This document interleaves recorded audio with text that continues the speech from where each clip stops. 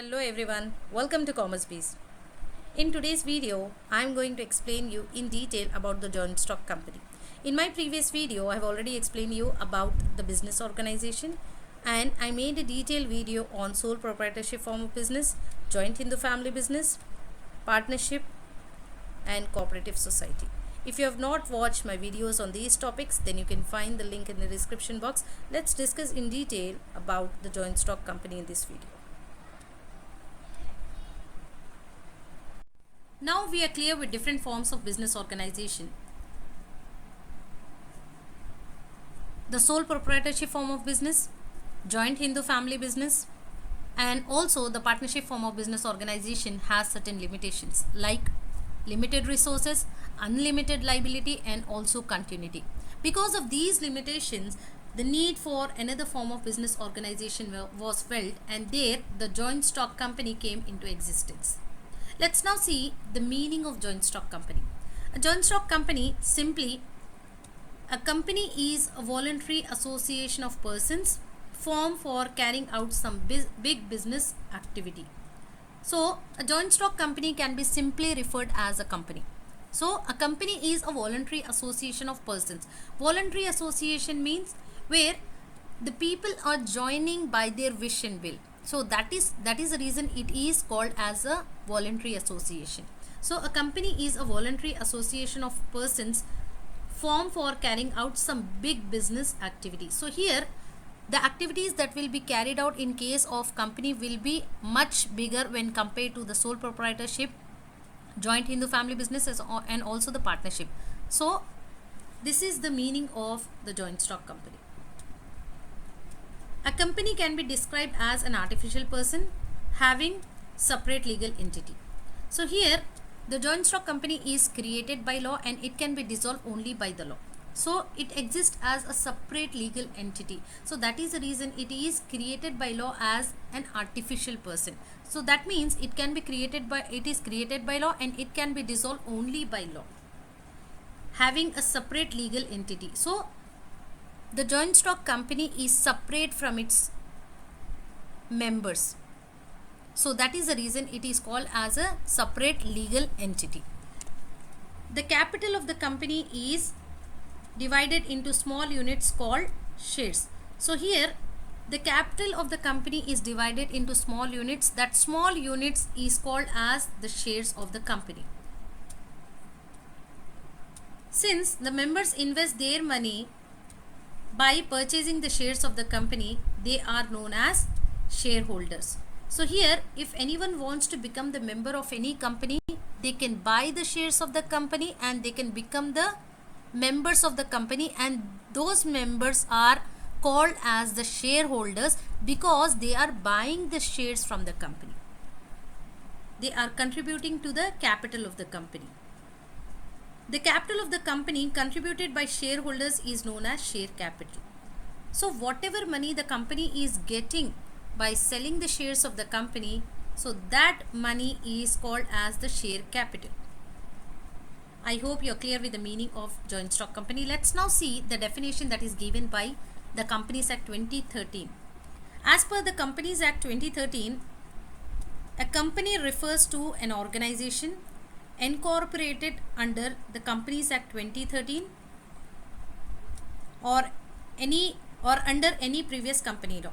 So according to Companies Act 2013, a company is any organization which is registered. Incorporated is nothing but registered. So any company that is registered under the Companies Act 2013 or any previous company law, so that organization is called as a company. So this is the meaning and definition of joint stock company. I hope you are clear with this. Let's now see the features of joint stock company. The first feature of joint stock company is artificial person. So a joint stock company is an individual legal entity. So the company is incorporated or registered as an individual legal entity, means the company is separate from its member. So it operates as an individual legal entity because it is created by law and it can be dissolved only by law. So that is the reason it is called as an individual legal entity.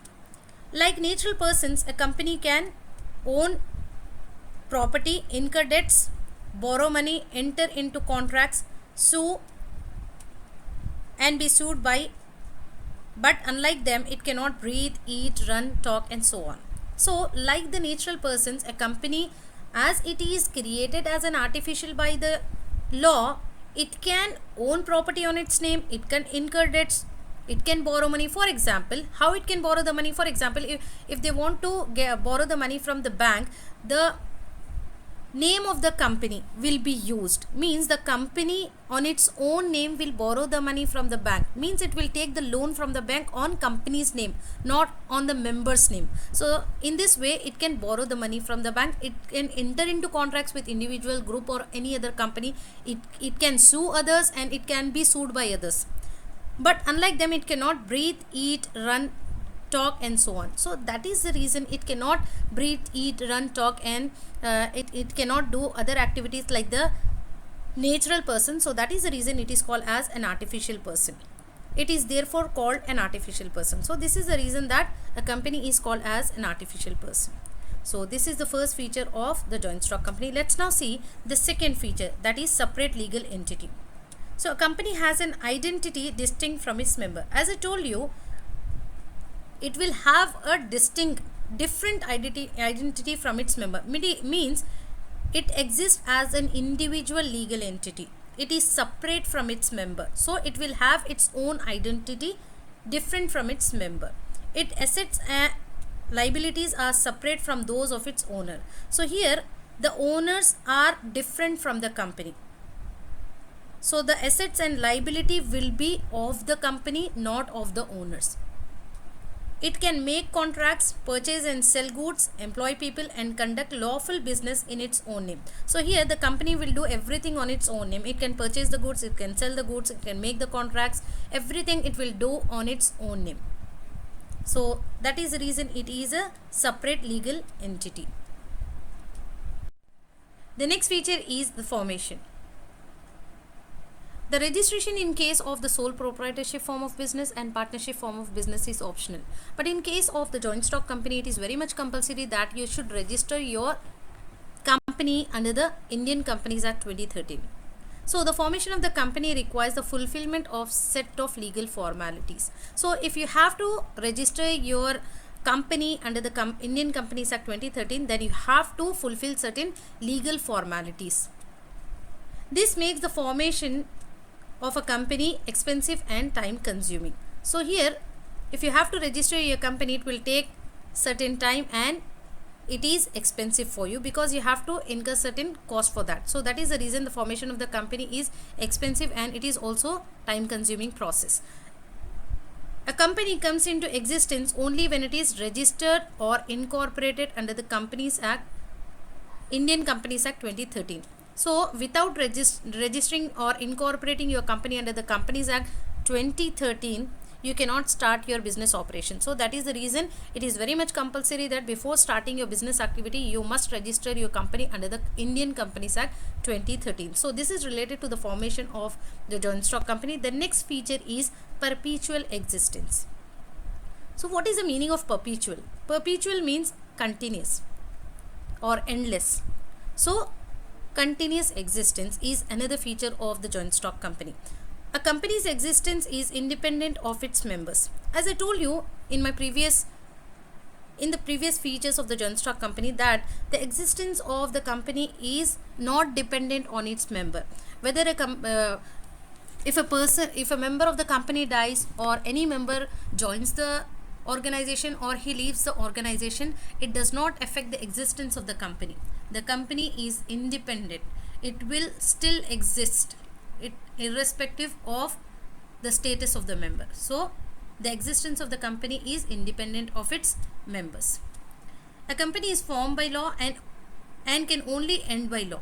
So joint stock company is created by the law and it can only be end by law. That is, death, incapacity or insolvency of any of the members of the company does not have an effect on its existence. As I told you, if the member of the company dies, if if he is incapacitated or he becomes insolvent, that will not affect the working of the company. So it will still exist. In simple words, member may come and go, but the company goes on forever, and the life of the company can come to an end only through the legal process of winding up. So as the company is created by law and it can only be end by law, so that is the reason the status of the members does not have any effect on the working of the company or the existence of the company. It can only be end by law, that is through a legal process of winding up. So this is related to the perpetual existence. The next feature is the common seal. The company, being an artificial person, cannot sign its name by itself. So it is not possible for any companies to sign its name. It is created as an artificial person by the law, but it cannot sign its name. So that is the reason every company will have its own seal, which acts as an official signature of the company. So every company, it will have its own seal. Whenever a company is entering into contract with any other company, individual or group of individuals, it will use that seal as the official signature of the company. Generally, the secretary of the company is authorized to keep the seal under his safe custody. So that the seal should not be misused. That is the reason it will be kept with the secretary of the company, so that that seal is under the safe hands. Any document which does not carry the common seal of the company is not binding on the company. So any document which does not have the company seal on it, that means it is not binding on that company. Whenever a company is entering into contract, it will use that seal as a official signature. So that this is related to the common seal. The next feature is the control. So who will control the joint stock company? The board of directors manage and control the affairs of the company. So it is the BOD that will manage and also control the affairs of the business. The board of directors appoint the top management officials for running the business. So here the board of directors in any meeting, they will appoint the top management officials for running the business. The directors are directly accountable to the shareholders for the working of the company. So here the top management officials, they are not responsible to the shareholders, but it is the board of directors who are responsible to the shareholders, because shareholders has invested their money into the company. So if anything happens to the company, here the board of directors have to give the answers to the shareholders of the company for the working. Now the shareholders do not have the right to be involved in the day-to-day activities of the business. So no doubt the board of directors are responsible to the shareholders, but the shareholders will not have any involvement into the day-to-day activities of the business. So this is related to the control feature of the joint stock company. The next feature is the limited liability of members. In case of sole proprietorship and partnership form of business, we saw that the owners will have unlimited liability towards the business. But in case of the company, the members will have limited liability towards the debts of the company.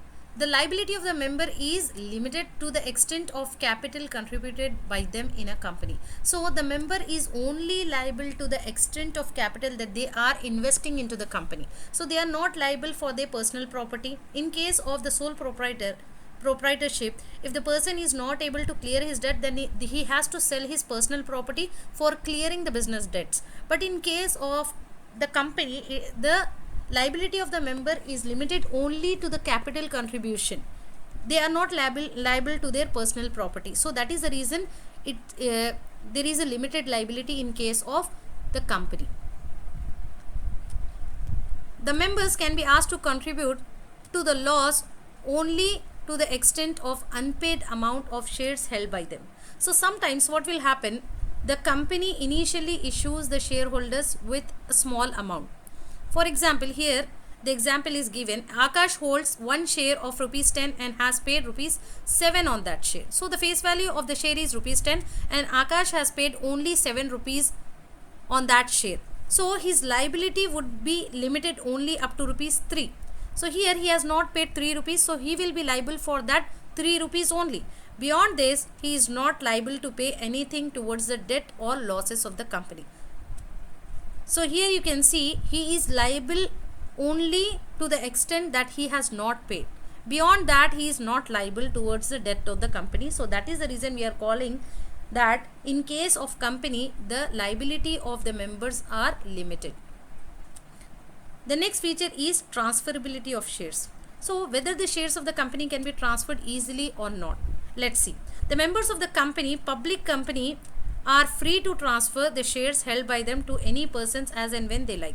So in case there are two types of company, the first is the private company and the next is the public company. So in case of public company, it is very easy to transfer the shares. You can easily transfer your shares to another person or your friends.